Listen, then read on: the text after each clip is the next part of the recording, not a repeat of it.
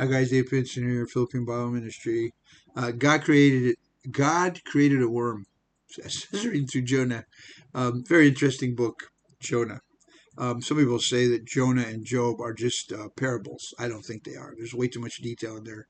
I think they're stuff that actually happened. So the thing about Jonah that always irritates me that Jonah is not. Well, it's just fascinating because on the one hand, Jonah is a prophet of God, and the Lord speaks to him. But on the other hand, he's not a good person. So it just proves to me that God can use anybody. He can use good people, bad people. He can and he will.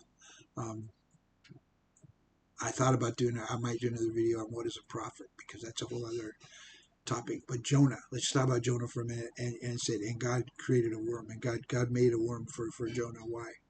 Okay, so here's what happened. You know the story. I'll just give you a quick overview in case you don't, but almost everybody knows the story of Jonah. So Jonah was called to tell the people of Nineveh to repent. And Jonah knew that God was gracious and merciful, and he hated the people of Nineveh because they were wicked people. Nineveh is in Syria, right? Is it Syria? I think so. Anyway, they're bad people, right? So yeah, okay, he doesn't want to help him, so he tries to run away from God. You can't run away from God.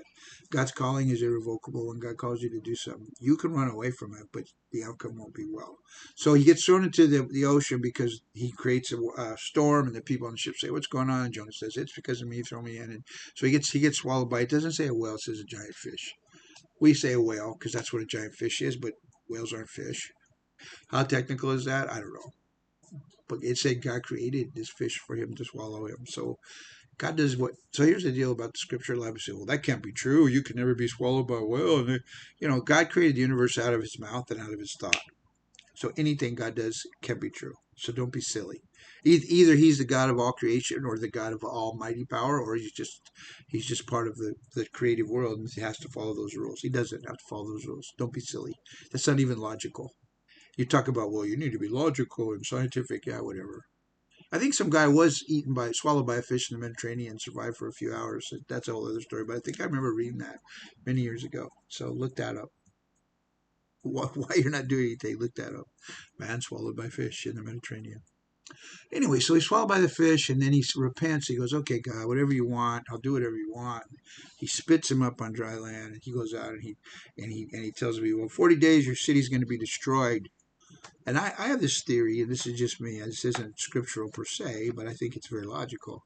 But being in the belly of that fish, the acid from the acid inside the stomach of that fish stained his face. It stained him and made him look really weird, like his face was discolored. And so this guy shows up, and maybe he still has, you know, fish junk on him. I don't know, but he's a nasty looking man. When he starts telling them, they believe him.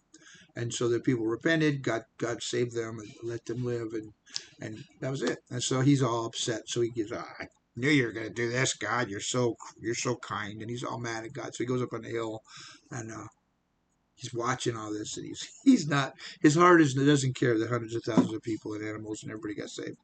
And so it says, and God prepared a worm. No, and God prepared a plant. So God created a plant. Once again, God created this. This isn't like a normal thing because it came up in one day and it gave him shade. And he loved the plant and he comforted him because in his anger and his frustration and his mean, horrible, anti God heart, right? Even though he was doing God's will and he heard God, but in his heart, he didn't follow God. He just did it because he was forced to do it, you know? So he's upset and everything, and he prepares this plant that shades him. And oh, this is so nice! What a nice plant! It shades me. I'll just sit here and rest. And it says he loved the plant, right? And then in the night, he created a worm to eat the plant. So then God created a worm to eat the plant, and then the rest of the story. Noah gets really upset and said, "What did you do? You should just kill me." And then God says, "Well, you didn't have anything to do with this plant. I created this plant, and I took this plant away, and now you don't even care about these people that are here." Isn't it more important that hundreds of thousands of people just got saved and now are following God? Is that not more important than your plan? No, it's not. Just kill me, you know. So the opposite of Job, right? He gives and takes away, and then Job says, "Well, yes, I still honor God. I wish I wasn't born, but he didn't. He didn't tell him to kill him. His wife said, 'Curse God and die,' which is sort of what Jonah did, really. So it just I so the thing I found fascinating, the thing that kind of touched my heart when I was reading that this morning was God prepared a plant and then he prepared a worm. So what am I trying to say? He gives and takes away. God will give you things in his provision, right? And then he can easily take them away. But it really has nothing to do with if we're good or if we're following him or, you do reap what you sow, but, and that's just true. And I'm doing a sermon on that in a few days. So I'm excited about it. So that is true, 100% true. But it's also true that God supersedes that and he can just bless you and he can give and take away. But at the end of the day, what was the important thing? It wasn't that physical comfort. It wasn't the fact that he gave him a nice job or he gave him this or he gave him all these things that people in the church, a lot of people in the church think are important. I mean, look at our nice church. Look at our building. Look at us. We're so cool, and people are following us, and people are happy. And I get to be on this wonderful podcast with this guy who's a millionaire because I'm such a good preacher. And God's really good and take care of everyone, and not necessarily prosperity doctrine, but prosperity ish, right? So he gives it, but then God just says, "No, I take this away. I take away your protection. Now what?" So that's the thing God does. He can take away our what we see as protection, and oftentimes it's just to attack our heart, right? Oftentimes God brings. So some people call it, well, this is just God's allowing things. No, God. So there's a verse in the Psalm, I think it's Psalm 66, that says, "You cause men to ride over our heads." In other words, you didn't allow it; you actually caused it. He says that he used Nebuchadnezzar, he used Assyria, he used Babylon to destroy them. God did. He didn't allow it. He did it. Yeah. Are there bad things that God allows to happen? Sure. I'm not gonna. That's not what this is about. What this is about is where's your heart? Well, where was Jonah's heart? Jonah's heart was in the material. Was in the world. Was in the worldly protection. It wasn't in the hearts and souls. It wasn't in God's heart.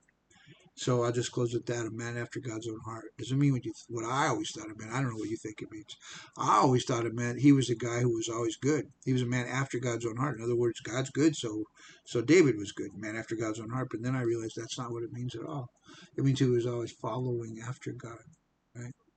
When he did something wrong, he didn't just hang on to it and say, "Well, this is." He didn't hang on to that plant that God took away. He said, "Your will be done." Jesus said, "Nevertheless, not my will, but your will be done." Right?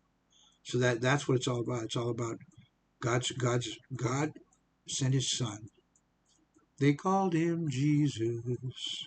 Anyway, he sent his son to die for us, to bring us back into his family. And that's the whole point of creation. That's the whole point of creation. It's great that we're saved from hell. It's greater that we're saved from walking in sin in this life. But the greatest of these, what you will do greater things. What's the greatest thing? Love the Lord your God, love others. And how do we show this? By bringing them into the kingdom. If a whole city is saved because of something you did in obedience to God, then that should bring more joy and peace than any kind of material thing could ever bring. And that's the thing we need to learn. And that's the thing I don't see much in the Western church. People don't even talk about that really. They give lip service maybe, but they don't.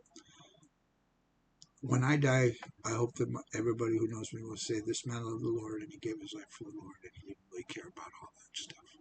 My wife and I both were. Even though I have a nice house here, whatever I have is his. And, and the heart of it is to save the world for Christ. God bless you guys. Till